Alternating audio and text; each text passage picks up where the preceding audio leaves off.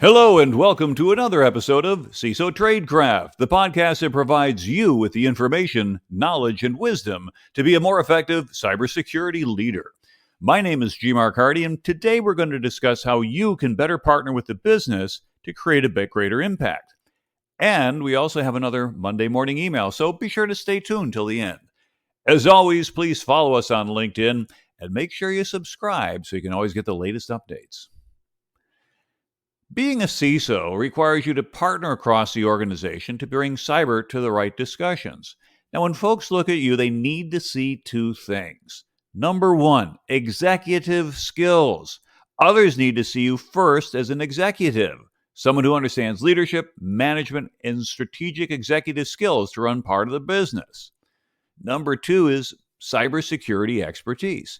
You need to have technical knowledge of all things information security because that's your area of the business. Remember, it's really hard to prioritize security spending if you don't even know what this particular cyber tool does or why it's important to the organization. Now, as a CISO, you must develop positive relationships with the CFO, legal, marketing, business units, the CEO, the CIO, and human resources. Now, except for the CIO, everyone is basically non-technical. Understanding that we have to have conversations that are not IT-centric, we need to speak to other executives in terms they understand and about the things that they care about. For example, when you meet with a CFO, are you talking about web application firewalls to protect your apps, or do you have conversations about money?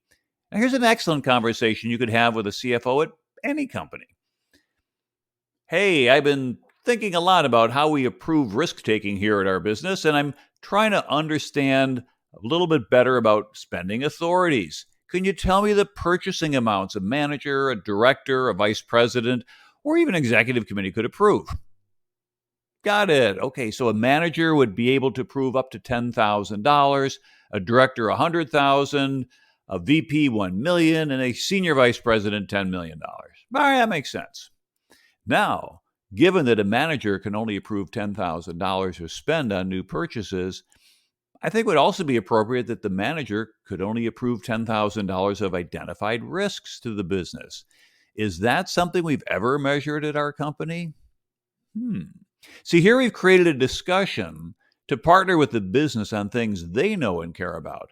We've also created opportunities to improve cybersecurity risk governance processes. This is exactly the type of stuff that CISOs need to focus on when they work with the business. Now let's look at how we could have conversations with your internal legal counsel. Legal gets looped into many things that you might not see as a CISO. It's common for legal to review every contract. And this means they can see risks that might be occurring that you don't see. So take that as an opportunity to partner to make the business better. For example, I've been reading about more countries requiring their citizens' data to be stored within the local country. Have you seen any contractual language as a legal department that we have which might help us with third-party agreements in this aspect?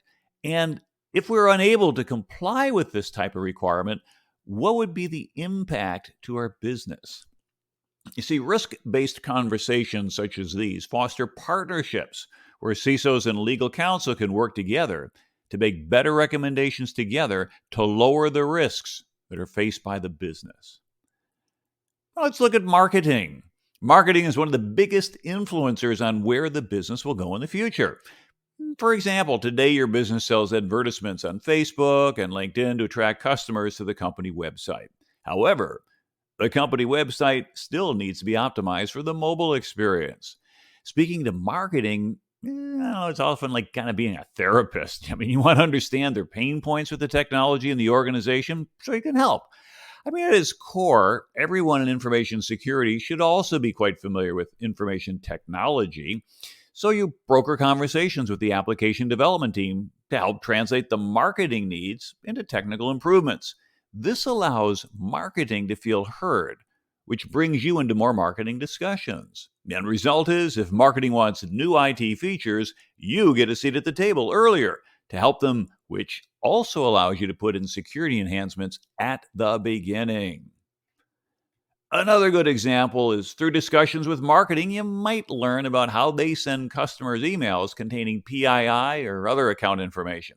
Now, when partnering with marketing, you might suggest, hey, what if there were a custom portal to capture the customer communication? Then we would need to email sensitive information externally. This then further protects our customers from potential data loss. If we have a business email compromise, it could improve our reputation because we're not going to potentially be caught losing information this way.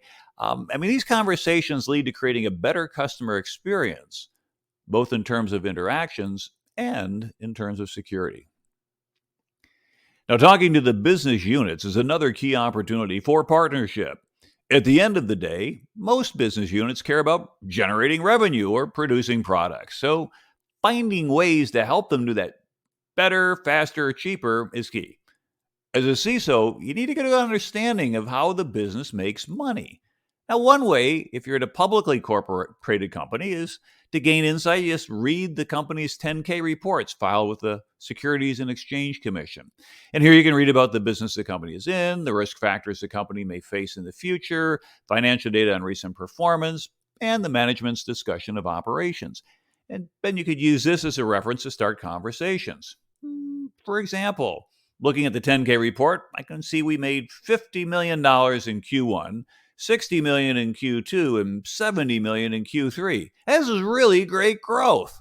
Now, one of the things I want to help is to ensure we keep making these gains. Can you tell me what applications your team uses that would cause the biggest harm to our organization if they were disrupted? Now, let's say the customer relationship management or CRM solution is a key concern. If the CRM were unavailable for 2 days due to a ransomware attack, what could the business do to continue to make money without the CRM solution? Do we have other ways to interact with our customers, record transactions, or look up customer information? See, here we're creating helpful discussions on business impact analysis and continuity of operations. And this will allow you to get crucial information that you can validate during disaster recovery planning. And these discussions will also help during Sarbanes-Oxley or SOX compliance with security, data backup, and change management reporting. Now, talking to the CEO is a big one. CEO time is the most important in the company, so you need to make sure you never waste it. Find ways to involve the CEO only when necessary, and make sure you leave that individual with a wow factor. For example, you could say, we've been closely watching how our companies and our industry vertical are being hacked, and the biggest cause today is phishing. Our phishing exercises each month show that we currently have a click-through rate of about 20%, and we're setting a goal to reduce that to 10%. To that effect, we've noticed a trend. Each time that you as CEO speak to the company, we're seeing employees do as you've asked. They listen to you. So during the next company all hands, really like it if you would to share the message to report phishing attacks and avoid clicking the links. We'll put the slides together for you to illustrate the last phishing exercise and tips employees can follow to get better. We anticipate this will only take 3 minutes of your time. Will you help us with this? And here we can see we've identified a clear communication. Phishing is the biggest risk. When the CEO talks about phishing, we improve. And the cyber department needs only 3 minutes of my time to present on phishing. It makes it pretty easy to approve and then move on with their day. The CIO is the one executive that's likely to be technical in terms of IT. And that means that we can have discussions not just about risk, but about the technologies behind them. For example, you might say, this week I was reviewing all of our financially significant applications, and these apps have backups, which is a really good thing. However, the developers who have the ability to create backups also have the ability to modify or even delete these backups. Thus, if one of their accounts were compromised, then we're at risk of losing some of our critical systems. Now, based on this risk, I'd like to partner with your network and storage team to identify a read-only backup which could protect our critical data. This solution would not give developers write or execute access to those files. Now here, we provided a solid risk discussion to the CIO that allows for actionable steps to be made. We're going to ask for resources from the network and storage team to address a major risk to critical systems. And CIOs will take interest and broker conversations to protect the business. How about HR? HR is an organization with which you will probably frequently engage. Anytime we discuss what we should do when people are deemed to be high-risk individuals of the company, we need to bring in HR. They should be the neutral party that keeps cyber from looking too much like Big Brother when we need to log, monitor, and alert on activities. And conversations should focus on topics such as insider threat. For example, you might say, we have a solution that performs data loss prevention by monitoring emails that leave our company. And we've identified a person who's tried to send sensitive emails to their personal Gmail account.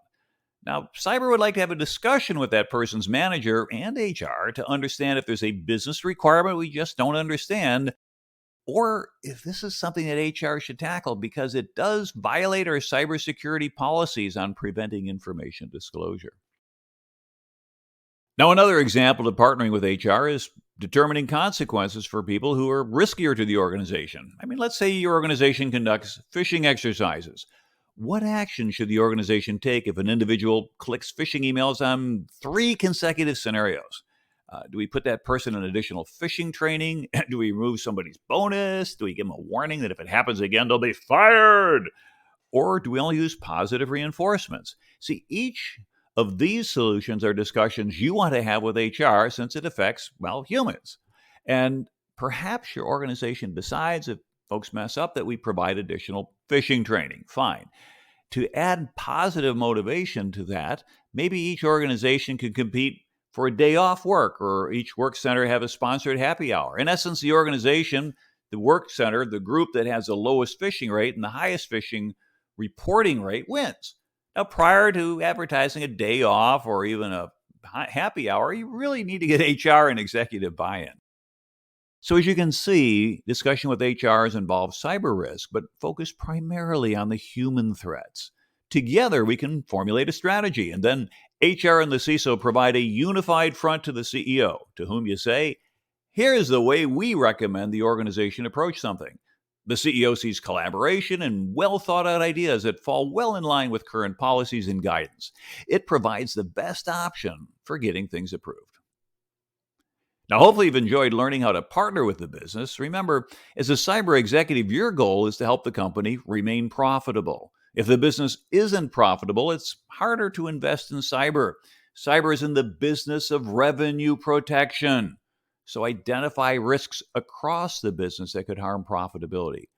Partner with your peers to address these risks, and together, your company wins. Now it's time for the Monday morning email. And in today's Monday morning email, we got a question from Anthony asking, what can I do to fix my resume so I can win my first CISO job? Well, hey, that's a great question. Let's start out with, what is the difference between a CISO job and every other job? I don't know, gray hair, no sleep. No, sorry. But to whom does a CISO report? The answer is someone above the cyber department. Okay. But whereas almost every other cyber job has a report back to someone who knows, lives, and speaks cyber, a CISO is going to report to a CIO, a CFO, chief risk officer, legal officer, maybe even the CEO. So your resume won't likely translate if you include nothing but a lot of technical mumbo jumbo on cyber. Okay, so you've told me about what I shouldn't put in, but what should my resume focus on? Focus on impact. You could say, my role had this amount of responsibility. I oversaw, led, and influenced such and such. And as a result of these actions I performed, I made the following impact on the organization. See, this brag sheet translates to non-techies. Now, if you're looking for things to talk about, take a look at the CISO knowledge domains. We did a 2-part episode in January of 2022, episodes 59 and 60. Go look them up and you'll find lots of good information there on which you can start to focus the items that you're going to talk about. You're going to talk about how you perform things, such as led a risk management practice, which created remediation plans, driving down millions of dollars of inherent risk. You led the product security program to address vulnerabilities in customer-facing software that contained PII information in a timely manner. You enabled the business to adopt new mobile application software that allowed marketing to reach more customers in a secure fashion. You see, these types of impacts on how you led a cyber organization is exactly what executives will look for when they're reviewing potential CISO resumes. Make yours stand out by showing impact, displaying your technical, managerial, leadership, and executive competencies, and you're going to get more interviews and you're going to get a better job. So, Anthony, thanks again for sharing your question with everybody who listens to CISO Tradecraft. Now, remember, if you'd like your question shared, please visit CISOTradecraft.com and submit a comment. Or email me, your host, Gmark Hardy, at gmark@CISOTradecraft.com. Or respond to our post on LinkedIn. We're happy to help you on your cybersecurity journey. Well, thank you for listening to the show. And remember, if you've enjoyed listening to this podcast, please share the episode on social media and click to subscribe. Thank you again for being part of our audience, and good luck on increasing your CISO Tradecraft. Until the next time, stay safe.